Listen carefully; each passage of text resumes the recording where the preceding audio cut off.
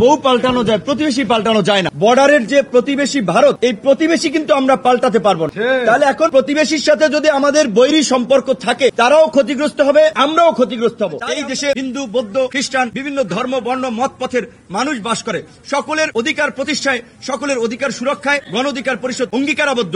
গণ অধিকার পরিষদের এই রাজনৈতিক দলের ছাতার নিচে এসে যেন সমস্ত মানুষ যেন নিরাপদ বোধ করে, যে কারণে আমরা 3 নম্বর মূলনীতিতে আমরা অধিকারকে রেখেছি। 4 নম্বর মূলনীতিতে আমরা জাতীয় স্বার্থের কথা রেখেছি। কারণ আপনারা সবাই শুনেছেন, আওয়ামী লীগের আমলে তারা বলছে বিএনপি ভারতকে গ্যাস দেওয়ার চুক্তি করে ক্ষমতা এসেছিল। আবার আমরা তো পরিষ্কারভাবেই দেখেছি গত 15 বছরে কিভাবে আওয়ামী লীগ বাংলাদেশকে ভারত নিয়ন্ত্রিত একটি পুতুল রাষ্ট্রে পরিণত করেছিল। এবং এই শেখ হাসিনার পতনেও শেষ দিকেও ভারতের সামরিক বাহিনীর হস্তক্ষেপে শেখ হাসিনা কিভাবে এই দেশে গণহত্যা চালাতে চেয়েছিল এবং রয়ের সহযোগিতায় গণহত্যা চালিয়েছিল, সেগুলো আজকে পরিষ্কার ভারতীয় গোয়েন্দা সংস্থা রয়ের সহযোগিতায় এবং ভারতের সমর্থনে। কাজেই আমরা বলেছি যে দল নয়, মত নয়, সবার আগে বাংলাদেশ, সবার আগে বাংলাদেশ, সবাই মিলে গর্বদেশ, সবাই মিলে গর্বদেশ। কাজেই এই দেশকে সবার উপরে স্থান দিতে হবে। যার কারণে আমরা বলছি যে জাতীয় স্বার্থ গণ অধিকার পরিষদের রাজনীতিতে অন্যতম প্রাধান্য। যার কারণে এই 4টি মূল নীতি এবং আমরা আমাদের লক্ষ্য উদ্দেশ্যে পরিষ্কারভাবে বলেছি, একটা গণতান্ত্রিক, বৈষম্যহীন, জ্ঞানমুখী একটা কল্যাণ রাষ্ট্র আমরা গঠন করতে চাই, যেখানে মানুষের স্বাস্থ্য,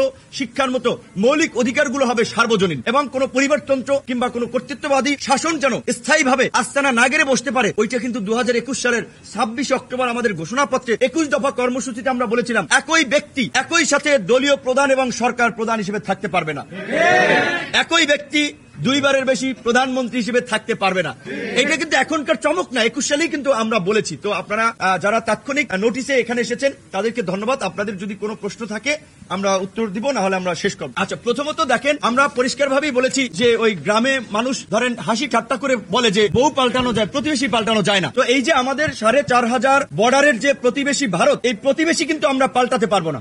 তাহলে এখন প্রতিবেশীর সাথে যদি আমাদের বৈরী সম্পর্ক থাকে, তারাও ক্ষতিগ্রস্ত হবে, আমরাও ক্ষতিগ্রস্ত হব। তাই আমরা চাই আমাদের প্রতিবেশী রাষ্ট্র ভারতের সাথে বাংলাদেশের সরকার এবং বাংলাদেশের জনগণের একটা আন্তরিক এবং সুসম্পর্ক থাকুক। কিন্তু আমরা দেখেছি ভারতের শাসক গোষ্ঠী সবসময়ই বাংলাদেশকে তারা নিয়ন্ত্রণ করতে চায়, দাবিয়ে রাখতে চায়, বাংলাদেশের উপরে ছড়ি ঘোরাতে চায়। এই যে একটা আমাদেরকে অবমূল্যায়ন করা কিংবা এই যে দাদাগিরি করা, এই যে আমরা মানব না। তো ভারতের শাসক গোষ্ঠী যদি তাদের রাষ্ট্রীয় পলিসির এই দাদাগিরি পলিসি পরিহার করে, এই কর্তৃত্ববাদী ছড়ি ঘুরানোর রাষ্ট্রীয় নীতি পরিহার করে বন্ধু সুলভ আচরণ করে, বন্ধুত্বের সম্পর্ক গড়তে চায়, আমরা তাদের সাথে সম্পর্ক এগিয়ে নেব, আমরাও তাদের সাথে বন্ধুত্বের সম্পর্ক গড়ে তুলব। কিন্তু এই যে আপনাদের মাধ্যমেই আমরা জানতে পেরেছি যে বাংলাদেশের বেশ কয়েকজন ছাত্র নেতাকে নাকি ভারতের নিষেধাজ্ঞা দিয়েছে। কথাটি কতটুকু সত্য আমরা ভারতের ফরেন মিনিস্ট্রির মাধ্যমে জানতে পারলে ভালো হতো, কিন্তু ইতিমধ্যেই নজির আমাদের সামনে রয়েছে। যেমন আপনারা জানেন, অভিনেত্রী বাঁধন আমার সাথে তার একটা ছবি থেকে সে নাকি ইন্ডিয়ান আপনার ভিসা পায় নাই, যেটা সে আমার সাথে পার্সোনালিও বলেছিল। আমেরিকান এম্বাসির স্বাধীনতা দিবসের প্রোগ্রামে দেখা হয়েছিল, সেখানে সে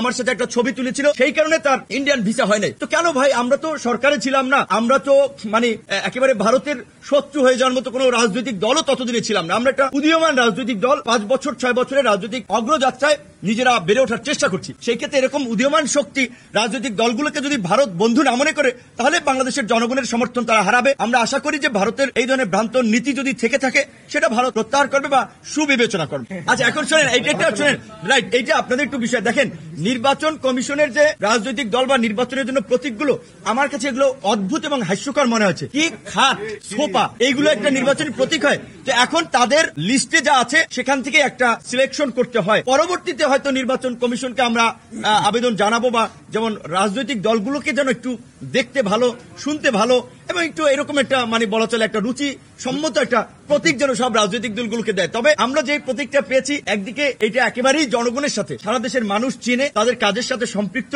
এবং আমরা সিদ্ধান্ত নিয়েছি যে ট্রাক নিয়েই আমরা উপজেলা জেলায় সফরে আমরা বেরোবো। এখন আমরা সন্তুষ্ট।